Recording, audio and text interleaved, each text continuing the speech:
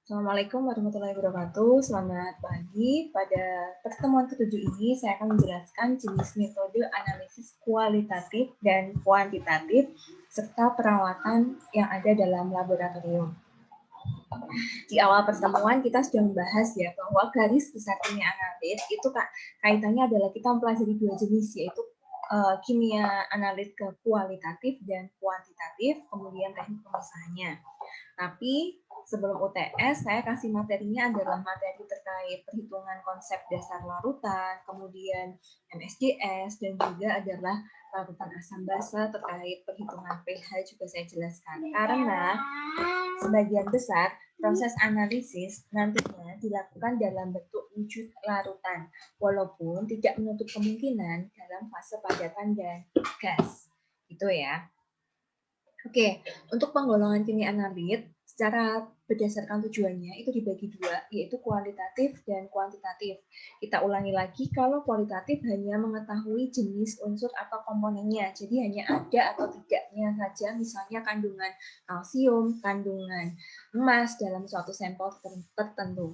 Tapi kalau sampai ke kuantitatif, artinya dia melanjutkan hingga menghitung berapa sih besarnya kandungan yang akan kita analisis tersebut. Misalnya kandungan kalsium dalam batuan atau gimana, daerah mana tertentu, sampel tertentu, seperti itu. Jadi bisa disimpulkan, kalau kuantitatif itu adalah melanjutkan dari si kualitatif. Sedangkan menurut caranya dibedakan menjadi dua, yaitu klasik sama modern. Kalau klasik, ini kaitannya yang akan sering kita diskusikan ya, nanti setelah UTS, bahwa itu berarti peralatan yang kita gunakan adalah peralatan yang sederhana, maksudnya klasik, dan hanya berdasarkan reaksi kimia secara stokiometri, jadi dari perhitungan konsep mol dan koefisien reaksinya.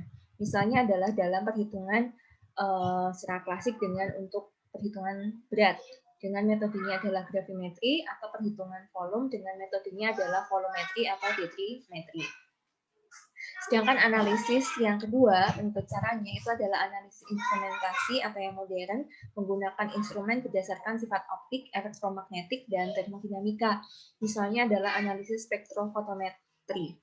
Jadi alat yang digunakan dinamakan spektrofotometer, biasanya memanfaatkan dari cahaya-cahaya tertentu. Misalnya kita manfaatin dari sinar tampak, kemudian sinar ultraviolet, sinar infrared, itu kita gunakan untuk mengetahui kadar dalam suatu sampel tertentu. Nah, ini adalah langkah-langkahnya, bisa kalian cermati ya, dari angka 1 sampai angka 9. Panahnya mungkin ini agak terbalik ya, jadi habis sampel laboratorium, keempat adalah membuat replika sampel. Kita akan jelaskan satu persatu. Jadi, besok kalian skripsinya itu kan penelitian. Gimana penelitiannya? Pasti adalah metodenya adalah mengambil atau menganalisis atau melihat data yang ada di lapangan. Nah, data yang ada di lapangan biasanya kita bisa olah dengan menganalisisnya. Kalau mau kaitannya data yang kalian ambil untuk skripsi itu adalah untuk ke analisis kimianya. Misalnya mau mengetahui kaitannya kandungan logam atau kandungan apa dalam air limbah dan seterusnya. Ini misalnya. Nah, langkah pertama kita harus paham dulu teorinya. Kita mau milih metode yang mana. Jangan sampai kita salah memilih karena tidak semua sampel yang akan kita hitung kadarnya, misalnya Fe, itu metodenya akan berbeda dengan perhitungan kita mau mencari kandungan yang ada mangannya dan seterusnya, itu beda.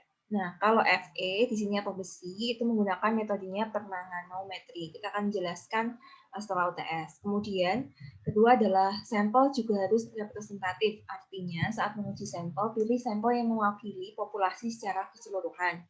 Kemudian, sampel laboratorium, artinya saat membawa sampel dari data lapangan, itu kita harus membuat sampel dalam keadaan yang sesuai dengan yang akan kita ujikan di lab. Misalnya kita simpan dalam botol kaca kedap udara, sampel tidak boleh kontak langsung, dan seterusnya. Karena ada beberapa sampel kan memang harus disimpan dalam keadaan gelap. Kaitannya nanti kalau kena cahaya matahari dan seterusnya akan merusak isi sampel tersebut. Kemudian yang langkah keempat adalah membuat replika sampel, artinya sampel itu biasanya dianalisis tidak hanya sekali, tetapi juga perlu dilakukan berulang-ulang. Tujuannya untuk apa? Untuk mengetahui reliabilitas dari hasil yang kita hitung. Kemudian langkah kelima ini bisa ada ataupun tidak. Jadi yang kelima adalah melarutkan sampel seperti yang saya bilang bahwa langkah ini dapat ada ataupun tidak tergantung dari pemilihan metode analisisnya. Karena kan metode analisis kan tidak semua sampel itu harus diubah dalam fase larutannya. Kemudian keenam, menghilangkan pengganggu, tujuannya untuk menghilangkan zat pengotor yang akan mengganggu hasil analisis. Misalnya sampel disaring, dicampur larutan tertentu, lalu dipisahin. 7, mengukurnya. Kita ukur caranya misalnya apakah dengan metode titrasi ataupun dengan metode gravimetri dengan dipanaskan atau di oven dan seterusnya atau dibakar dan seterusnya. Itu adalah metode mengukur sifat analitnya. Kemudian menghitung hasilnya, cara klasik memakai reaksi kimia dan stoikiometrinya. Kemudian yang ke-9 adalah estimasi reliabilitas hasil, yaitu cara estimasi yang mudah biasanya dari hasil data yang diperoleh diplotkan di grafik, lalu dihubungkan secara teori, kemudian dicari selisih nilai data secara teoritis dan data aktualnya. Tujuannya apa? Agar kita tahu bahwa hasil pengukuran kita atau data percobaan kita dengan data sesuai teori itu tidak terlalu menyimpang jauh. Kalau terjadi reliabilitasnya kecil, otomatis membuktikan bahwa kemungkinan dalam analisis sampel kita ada yang miss atau ada yang tidak tepat. Nah, ini yang kita perlu tahu. Jadi adik-adik, kalian juga sudah melaksanakan praktikum kimia analitik secara online ya. Kemarin saya menanyakan di kelas A, yaitu ada materinya kaitannya adalah identifikasi kation anion seperti itu ya. Nah, mengapa sih kok mengapa perlu sampel istilahnya gitu ya? Mengapa perlu contoh? Sampel itu artinya contoh ya. Tujuannya adalah untuk efisiensi waktu, tenaga, dan biaya. Jelas. Misalnya kita seperti ini. Kita mau mencicipi satu kantong plastik garam dapur NaCl, tapi kita tidak akan mencicipi seluruh isi satu kantongnya kan? Dari permukaan atas hingga ke bawah tidak, tapi kita hanya perlu mengambil 1 sendok, biasanya dengan diaduk-aduk dahulu agar rata, lalu kita ambil untuk kita uji rasanya apakah asin atau enggak, seperti itu. Itulah yang dilakukan untuk sampel. Tujuannya adalah menghemat waktu agar tidak terlalu lama, agar langsung ketahuan, oh ini hasilnya memang rasanya asin garamnya. Menghemat tenaga, jadi tidak harus mengambilnya semuanya itu diambil, jadi menghemat tenaga dan juga biaya tentu saja.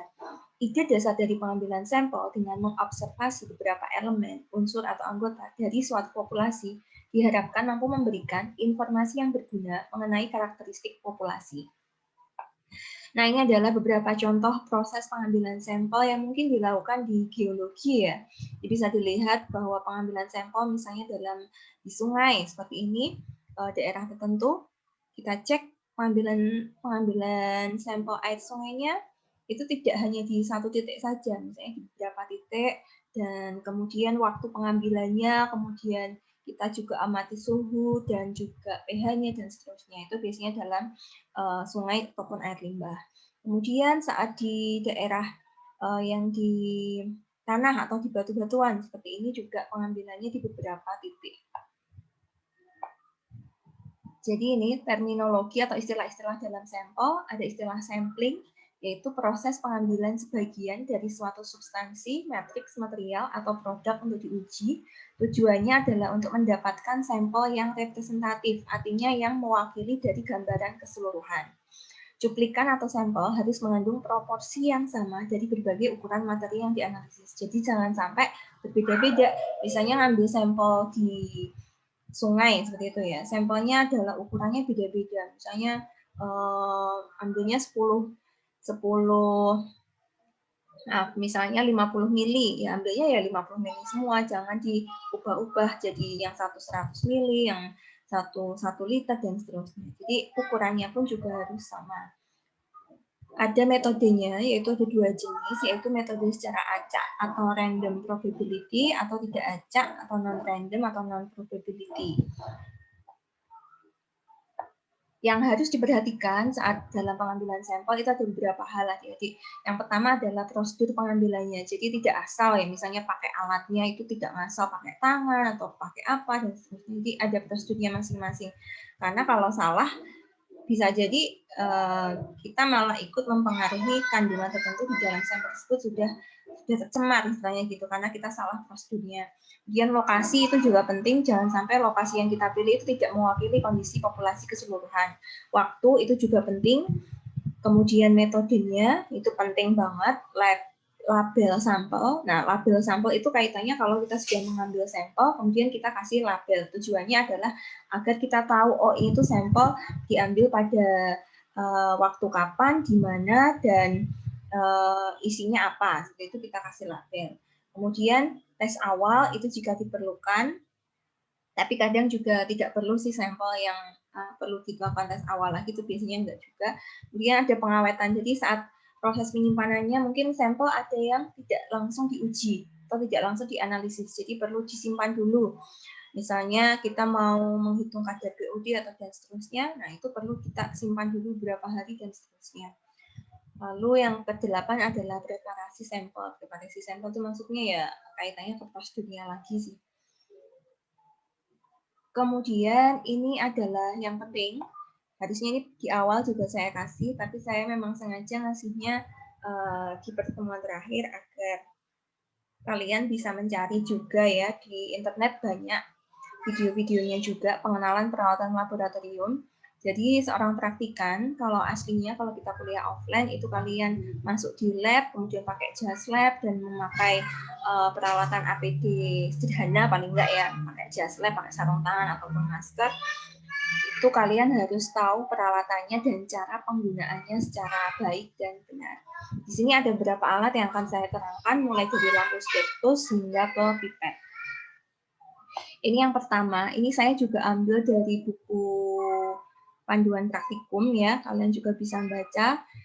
Besok waktu UTS siapa tahu saya akan mengeluarkan, jadi kalian jangan sampai salah menggambar cuman asal-asalan dan tidak tahu maksudnya. Lampu spektus kira-kira digunakan untuk apa? Biasanya adalah untuk membakar ya, membakar.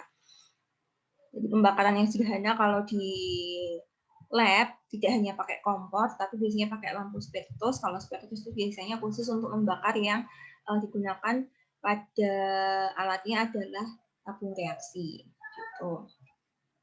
Kedua adalah corong gelas atau corong kaca. Corong kaca itu digunakan fungsinya adalah untuk proses penyaringan. Jadi corong ya, mirip kayak corong-corong yang ada dalam keseharian, tapi bahannya adalah dari gelas atau kaca. Beda sama yang kita miliki mungkin ya di rumah, bukan, biasanya bahannya dari plastik, ini dari kaca. Memang tujuannya agar dapat memfilter yang benda-benda yang mungkin kalau pakai bahan dari plastik kan ada yang nempel dan seterusnya, tapi kalau kaca kan memang sifatnya itu sendiri tidak untuk membuat menempel. Nah, biasanya dalam corong gelas itu saat kita memfilter atau menyaring, kita melengkapi dengan kertas saring. Ini ada bentuknya ya, kita bentuk lingkaran gitu ya, pilih lingkaran, kemudian kita bagi menjadi 4 bagian, kemudian kita masukkan ke dalam corong kaca. Fungsinya adalah untuk pemisahan zat padat dari larutan dengan menggunakan kertas saring. Endapan akan tertinggal dalam kertas saring dan cairan akan lolos ke kertas saring, turun ke bawah. Biasanya kita masukkan ke dalam, bisa masukkan ke dalam Erlenmeyer ataupun dalam gelas beker. Seperti itu. Nah, ini yang ketiga adalah buret. Ini kalau buretnya gambarnya kan saya di buku panduan kan terpisah ya. Nanti kalian bisa searching sendiri buret itu seperti apa sih, alatnya panjang ya. Jadi kayak apa namanya istilahnya, pipa ya. Tadi dari kaca ada ukurannya, di sini ada ukurannya. Kemudian di sini ada valve-nya atau kerannya yang bisa membuka dan menutup. Fungsinya buret itu untuk apa sih? Fungsinya adalah untuk analisis yang volumetri tadi. Jadi kuantitatif yang dengan cara volumetri atau titrimetri itu biasanya alat yang digunakan adalah buret. Buret di sini adalah untuk memasukkan volume titran secara teliti, kemudian tutup keran dapat terbuat dari gelas ataupun teflon. Apabila buret tidak digunakan, buret juga dipasang pada posisi terbalik. Tidak boleh meninggalkan larutan di dalam buret, apalagi jika larutannya bersifat basah. Jadi kalau sudah selesai digunakan saat titrasi atau volumetri, kita harus mencucinya paling nggak dengan aquades, kemudian juga posisinya harus dibalik. Tujuannya memang agar membuat kondisi buret dalam keadaan tetap kering, seperti itu. Di sini ada keterangan kenapa sih kok basah tidak boleh tertinggal di dalam buret. Tujuannya adalah Bahan dapat menyerang silikat pada gelas sehingga tutup keran akan lengket dan buret rusak. Ini keempat adalah desikator. Desikator adalah suatu bejana yang terbuat dari kaca atau logam untuk menyeimbangkan suhu suatu benda dengan suhu ruang dengan kelembaban yang terkendali sehingga benda panas dapat mencapai suhu ruang tanpa menyerap uap air dari udara. Jadi bisa diperhatikan ya, desikator itu biasanya diletakkan alatnya itu di samping dari oven karena biasanya tujuannya adalah untuk menyeimbangkan saat kita ingin mengoven atau mengeringkan suatu sampel atau bahan, kita kan tidak serta-merta habis itu langsung kita timbang kan, karena kondisinya masih panas. Kita masukkan ke dalam desikator terlebih dahulu, tujuannya adalah untuk menyeimbangkan kondisi yang semula sangat panas, kita seimbangkan dalam suhu ruangan, tanpa menyerap uap air dari udara. Nah, bisa kalian perhatikan bagian dalam desikator itu ada tutupnya, jadi cara membuka dan menutupnya tidak seperti membuka tutup panci gitu enggak ya, tapi digeser. Karena pertama karena bahannya kaca dan ini berat, jadi tidak langsung buka tutup seperti panci gitu enggak ya. Kemudian di sini kita masukkan sampelnya. Kemudian yang menarik adalah di sini. Di sini ada butiran-butiran kecil ya. Ini adalah yang dinamakan silika.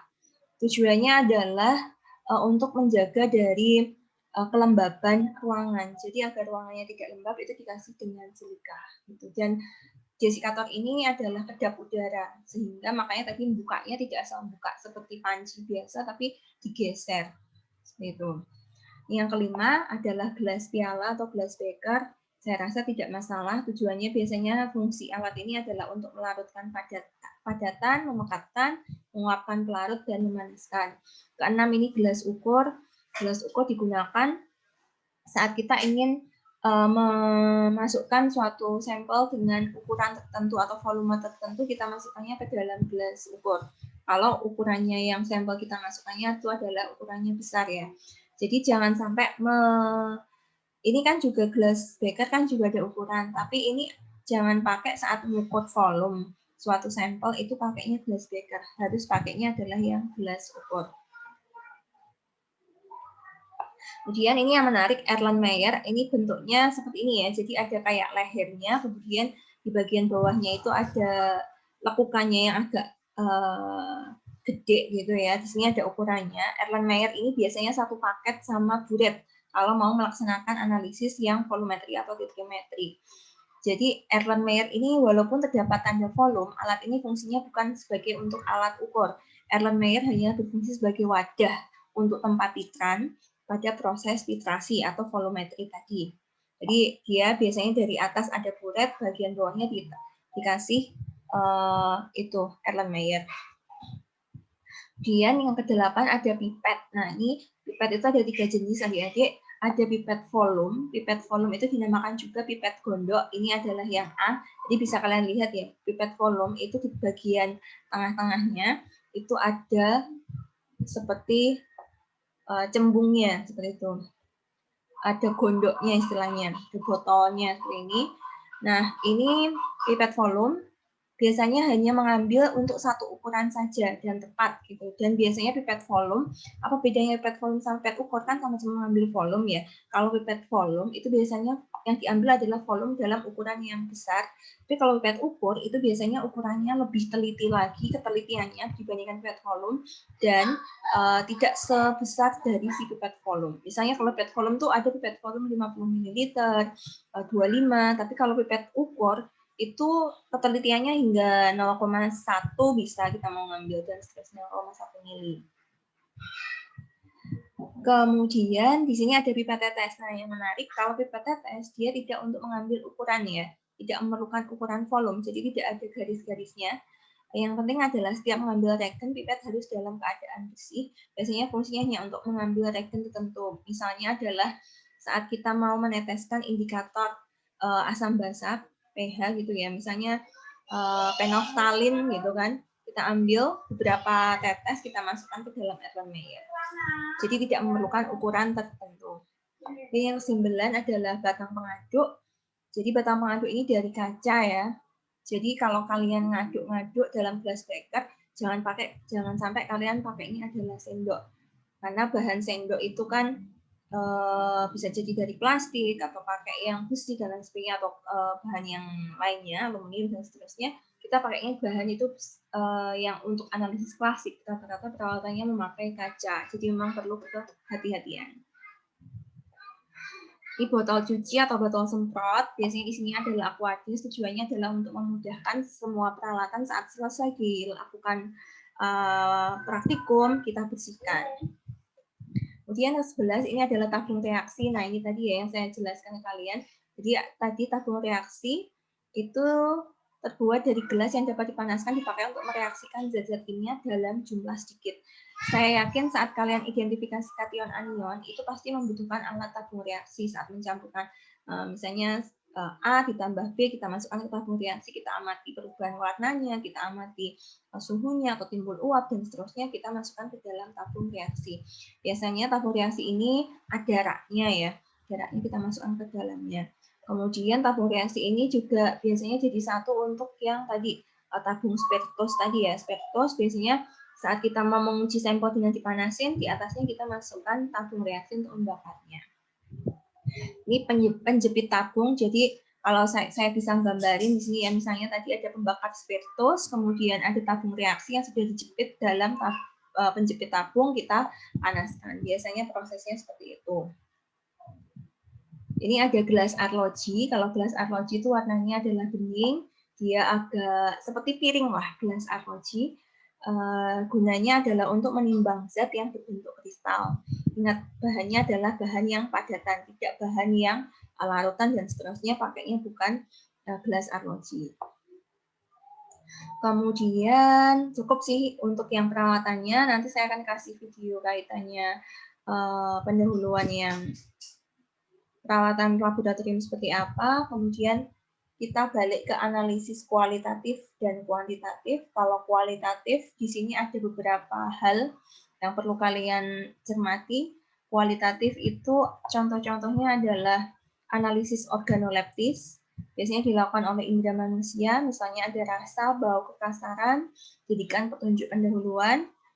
Jadi kebanyakan itu untuk secara fisik ya, kalau yang analisis kualitatif.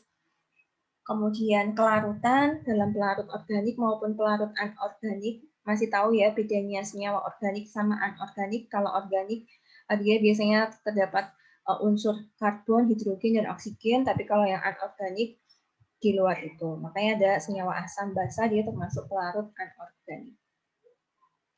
Kemudian analisis pengarangan dan pemijaran. Penentuan sampel berupa zat organik atau anorganik, menguji keberadaan kation dalam sampel itu termasuk analisis kualitatif. Kemudian penyelidikan komponen sampel, unsur atau elemen yang terdapat dalam sampel, gugus yang terdapat dalam sampel. Jadi ini misalnya ya, bisa kalian lihat kalau yang pengarangan atau pemijaran, karena dibakar maka hasilnya akhir adalah ada arangnya atau karbonnya, bentuknya warna hitam. Hasil pemijarannya itu berwarna-warni memang, tergantung dari bahan yang dibakar itu apa. Misalnya seperti ini, kalau putih menunjukkan ada unsur natrium, kalium, kalsium, barium, magnesium, aluminium, dan seng, dan seterusnya. Bisa kalian baca ya. Kemudian untuk penyelidikan komponen dalam sampel, misalnya untuk mengetahui unsur atau elemen dalam sampel, itu kita amati misalnya dalam kandungan dalam obat, ada senyawa organik, biasanya memiliki unsur CHONS dan halogen. Ini contoh-contohnya aja, tidak usah dipelajari dengan detail, tapi kalian paham, oh kalau kualitatif itu seperti ini. Jadi hanya untuk mengetahui ada tidaknya suatu unsur di dalam sampel tersebut. Misalnya kalau positif ada karbon, berarti saat dibakar hasil warnanya adalah hitam. Saat direaksikan dengan lumbung kromat, timbul gas dan air barit atau warnanya jadi keruh. Seperti itu. Yang kedua, kalau untuk menyelidiki gugus dalam sampel. Kalau gugus dalam sampel, misalnya kita mau menyelidiki ada tidaknya ikatan rangkap. Nah, dengan metode yang klasik, kita bisa juga misalnya dengan reaksi kimia, yaitu reaksi Bayer, reaksi oksidasi, sampel ditambah aqueous, ditambah natrium karbonat, dialirkan KMnO4 melalui dinding tabung, jadi warna ungu hilang. KMnO4 ini sangat pekat warnanya ungu gelap gitu ya, maka Kalau warna ungu jadi hilang, maka terbukti bahwa ada ikatan rangkapnya. Tapi kalau warna ungunya tetap ada, maka dia tidak ada ikatan rangkapnya. Jadi ini penyelidikan untuk mengetahui gugusnya. Kemudian ada yang gugus lainnya adalah inti benzin. Benzin itu atau cincin benzin kan C6H6 ya. Dicari prosedurnya sebagai referensi tambahan karena untuk bidang teknik geologi tidak sampai ke gugus yang rumit. Dan saya yakin di panduan praktikum kalian tidak mencari sampai ke gugus dalam sampel, hanya mencari ke yang pertama yaitu unsur atau elemen dalam sampel. Ini kalian bisa cermati sendiri ya. Kemudian untuk kuantitatif, nah ini yang penting yaitu gravimetri dan volumetri atau titrimetri. Itu adalah cara klasiknya. Intinya, dua metode ini adalah kuantitatif, artinya tidak hanya mencari ada tidaknya kandungan logam atau kandungan unsur tertentu dalam sampel, tapi juga sampai menghitung kadarnya. Seperti itu. Kalau gravimetri, bedakan sama volumetri. Kalau gravimetri itu menentukan kuantitas zat atau komponen dalam sampel yang telah diketahui dengan caranya itu mengukur berat komponen dalam keadaan murni setelah melalui proses pemisahan. Pahami ya yang gravimetri. Kemudian yang kedua, untuk yang volumetri adalah menetapkan atau analisis untuk menentukan kuantitasnya dengan cara menetapkan volume suatu larutan yang konsentrasinya sudah diketahui dengan tepat. Itu bedanya. Jadi gravimetri itu untuk mengetahui komponennya dengan cara mengukur berat. Biasanya kalau metode gravimetri itu dengan cara pengovenan, bakar, dan seterusnya. Itu adalah metode gravimetri. Tapi kalau volumetri itu adalah dengan menetapkan atau mengukur volume larutan yang sudah diketahui konsentrasinya. Makanya metodenya pakai titrasi, alatnya ada buret, ada Erlenmeyer, dan seterusnya. Kita akan pelajari itu setelah UTS, tapi paling tidak kalian punya basic bahwa analisis kimia secara kuantitatif, secara klasik, dua metode ini dan pembagiannya nanti akan sangat banyak sekali. Gitu mungkin dari saya. Nah, ini ada latihan tidak untuk dikerjakan, tapi kalian bisa mencoba karena ini siapa tahu saya keluarkan untuk di soal UTS. Misalnya yang pertama, sebutkan contoh metode analisis kimia kualitatif 2 dan analisis kimia kuantitatif 2. Tadi ya dijelas di awal ada ya. Di materi ini pun juga ada perbedaannya kualitatif, kuantitatif, tapi ditinjau dari apa aja sih kualitatif dan kuantitatif? Sebutkan dua saja perbedaannya. Kemudian syarat suatu sampel dapat dijadikan untuk analisis itu bagaimana? Tuliskan urutan langkah analisis kimia. Nah, ini yang menarik yang nomor 5. Mungkin kalian perlu cari dari sekarang. Biasanya saya sering keluarkan dan kalian coba baca salah satu jurnal ya. Saya tidak minta untuk membaca 3 jurnal dan seterusnya, enggak. Kuncinya adalah carilah 3 judul jurnal, tapi justru saya minta kalian cari coba ya satu judul jurnal terkait analisis kimia kualitatif atau kuantitatif dalam bidang teknik geologi, bisa dalam bidang batuan, mineral, tanah, vulkanologi, sumber daya air, dan seterusnya. Kemudian kalian coba ringkas sekilas gitu, isi dari jurnal tersebut apa dan alamat URL-nya. Siapa tahu itu akan saya kuatkan untuk di UTS. Begitu mungkin dari saya.